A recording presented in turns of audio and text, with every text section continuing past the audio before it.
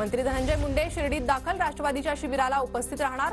रात्री मुंडेंनी परळी वैजनाथ आणि शनिदेवाचं दर्शन घेतलं। दोन समाजात तेढ होत असेल तर टाळण्यासाठी प्रयत्न करा, समन्वय बैठकीत संघ पदाधिकाऱ्यांच्या भाजप मंत्र्यांना सूचना। भपकेपणा, बाजपणा आणि बडेजाव टाळण्याचाही सल्ला।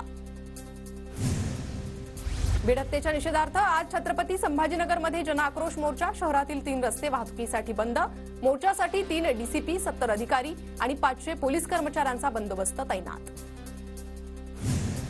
संतोष देशमुख कुटुंबियांसह मनोज जरांगे जनआक्रोश मोर्चात सहभागी होणार। हत्या प्रकरणाची साखळी शोधणं गरजेचं, खूप मोठं रॅकेट, मनोज जरांगेंची मागणी।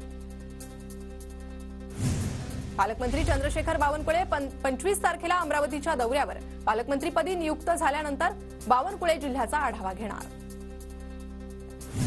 टाटा मुंबई आंतरराष्ट्रीय मॅरेथॉनचा उत्साह। राज्यपाल सीपी राधाकृष्णन आणि सचिव सुजाता सौनिक यांनी झेंडा दाखवला। मॅरेथॉनमध्ये धावपटूंचा उत्स्फूर्त सहभाग।